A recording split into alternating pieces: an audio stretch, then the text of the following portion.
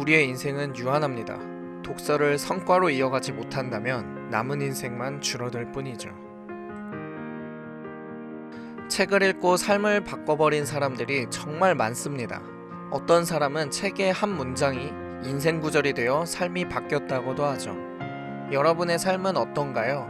독서를 꾸준히 하고 있는데도 불구하고 삶이 이렇다 할 정도로 바뀌지 않으셨다면 이 영상이 책을 여러 권 읽는 것보다 더 큰 도움을 드릴 수 있을 겁니다. 난 책을 읽고 싶은데 시간이 없어. 난 책을 읽기는 하는데 기억에 남는 게 없어. 난 책을 읽어봤는데 그 순간에만 마음이 뜨거워지고 결국 인생 안 바뀌더라. 주변에 독서를 하는 사람이 거의 없지만 그나마 책을 접한 사람들이 하는 이야기들입니다. 우리는 책을 읽고 꿈을 이루는데 성공한 사람들, 자본주의 시대에서 부자가 된 사람들을 보며 너무 부럽고 상대적 박탈감을 느끼게 되죠. 그리고 스스로를 보면서 나는 왜 아직도 제자리에 있는 것 같지? 라는 회의감이 드는 것도 잠시. 이내 곧 주변에 책을 안 읽는 사람이 훨씬 많기 때문에 그 사람들을 보며 위로하죠. 그래, 저 사람들보다는 내가 낫지. 하지만 그런다고 삶의 결과물이 달라지지 않는다는 것을 알면서도 애써 외면하곤 합니다. 책을 읽어도 왜 그대로일까? 이 고민에 대한 해결을 시원하게 해줄 분이 있습니다. 책으로 인생을 뒤집어버린 인물인데요. 밥 프록터를 모셔보겠습니다. 밥 프록터는 책을 읽어도 인생이 안 바뀌는 이유는 우리 안에 내장된 프로그램인 패러다임을 바꿔내질 못했기 때문이라고 합니다. 우리의 잠재의식 속에 내장된 정신적인 프로그램을 패러다임이라고 부르는데요. 이 패러다임은 자동온도 조절기와 같다고 해요. 그것이 한 사람이 이뤄내는 성과의 온도를 조절합니다.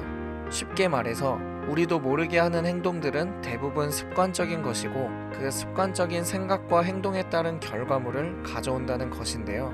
더 쉽게 말해서 책을 읽어도 본인의 습관대로 생각하고 행동하며 살기 때문이라는 겁니다. 아니, 그럼 책을 읽어도 소용없다는 거야?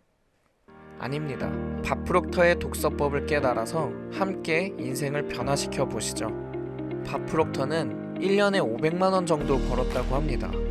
그런데 독서법을 바꾼 다음에 얼마 지나지 않아서 12억을 넘게 벌게 되었다고 하는데요. 그 독서법에 대한 일화를 들려드리겠습니다. 밥 프록터가 얼 나이팅게일과 함께 일할 때였어요.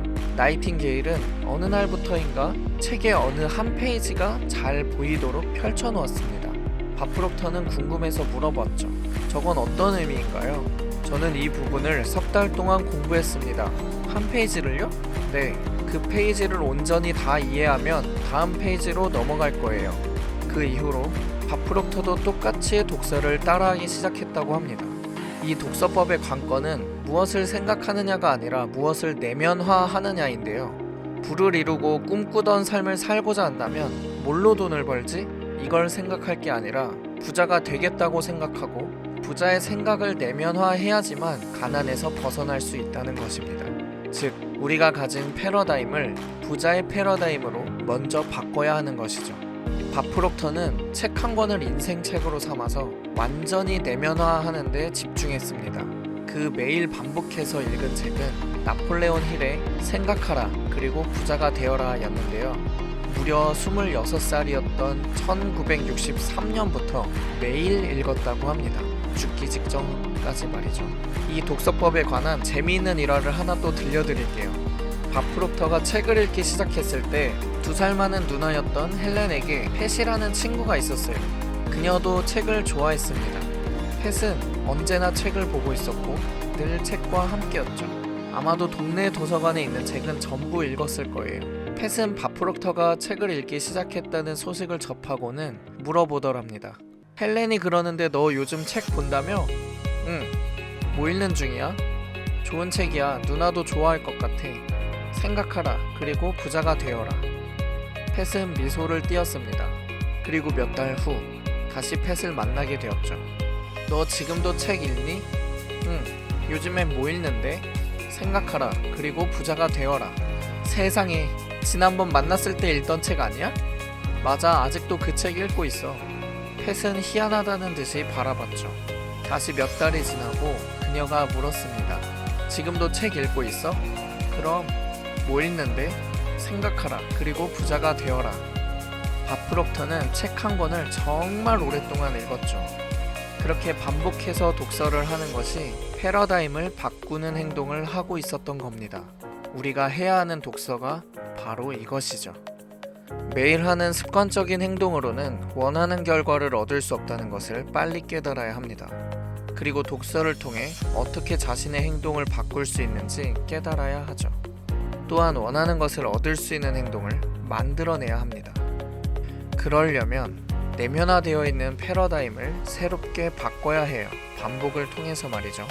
인생책을 찾아서 반복해서 읽고 똑같은 오디오 강연을 반복해서 들어보시길 추천드립니다. 밥 프록터가 살아생전 그랬듯이 6개월 동안 하루에 2번씩 말입니다. 그렇게 반복하다 보면 지식이 아닌 깨우침을 얻게 되고 그 깨달음이 인생을 완전히 바꿔놓을 겁니다. 결국 깨우침이 핵심이에요.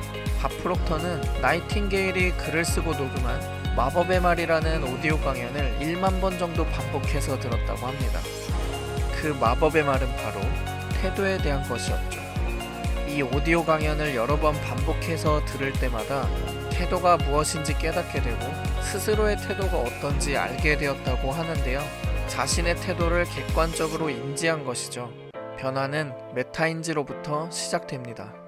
아침에 일어나서 2-3시간 동안 자신이 하는 행동을 객관적으로 관찰해 보세요. 혹시 그 습관적인 행동들로 우리가 열망하는 꿈을 이룰 수 있다고 느껴지시나요? 만약 그렇지 않다면 우리는 이미 만들어져 있는 습관 패러다임을 새롭게 바꿔서 내면화해야만 합니다. 밥 프록터는 성공은 안에서부터 밖으로 이루어지는 것이지 밖에서 안으로 이루어지는 것이 아니라고 해요. 외부에서 벌어지는 일과는 아무런 상관이 없다고 말이죠. 어떤 분야든 성공은 우리 마음속에서 무슨 일이 벌어지느냐에 달려있는 겁니다. 유튜브를 예로 들어볼게요. 유튜브를 하면 100명을 만드는데 평균적으로 3달에서 5달 정도 걸린다고 합니다. 애써서 열심히 만든 영상을 올려도 눈 뜨고 일어나면 조회수가 10도 안 되고 100도 안 되는 일이 펼쳐지죠. 이때 마음속에서는 무슨 일이 벌어질까요? 아, 나는 유튜브랑 잘 안 맞나 보다. 유튜브 이렇게 계속 한다고 해서 잘 될까? 이 지점에서 그만두는 사람이 90%라고 합니다. 그럼에도 포기하지 않고 꾸준히 하다 보면 길이 보이겠지. 시도하면서 잘 되는 방법들을 찾아가 보자 하면서 지속하는 사람이 성공에 더 가깝게 되는 것이죠. 이렇듯 성공한 사람들은 자신의 내면을 강화하고 중심을 유지해서 다른 사람이 생각하지 못한 결과를 이룹니다. 그래서 밥 프록터가 모든 성공은 5%의 전략과 95%의 마인드셋이라고 했죠. 그는 말합니다. 원하는 생각을 지속적으로 반복해서 잠재의식에 새기는 사이에 그 생각이 다른 행동을 만들어내고 그 행동이 다른 결과로 나타날 수밖에 없다라고 말이죠. 그래서 밥 프록터는 반복 없이는 잠재의식이 될 수 없다는 것을 깨닫고 매일 아침 문장 9개를 쓰고 녹음하는 일을 3번씩 반복했다고 해요. 비전을 몇 번이고 반복해서 쓰는 것이 잠재의식이라는 토양에 심는 행동이라고 말합니다. 우리가 매일 시각화를 하고 반복해서 확언을 외쳐야 하는 이유죠.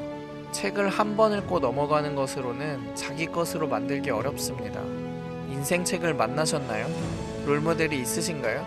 그분의 책을 한 번만 읽지 말고 수없이 읽어서 씹어 삼키시길 바랍니다. 마치 밥 프록터가 생각하라 그리고 부자가 되어라를 60년 동안이나 반복해서 읽은 것처럼요. 그리고 켈리 체가 더 시크릿을 100번 넘게 읽고 롤모델의 책을 다 씹어 삼켰다고 하는 것처럼요. 아, 책 읽을 시간이 없다고요? 그럼 오디오북이나 롤모델의 강연을 1만 시간 들어보시길 바랍니다. 더 많이 깨우칠수록 그 깨우침은 우리의 삶에 더 많이 반영이 될 테니까요. 오늘 영상을 통해 도움이 되셨기를 바랍니다. 저와 여러분의 꿈이 이루어지는 그날까지 성장을 돕는 이야기들로 찾아뵙겠습니다. 감사합니다.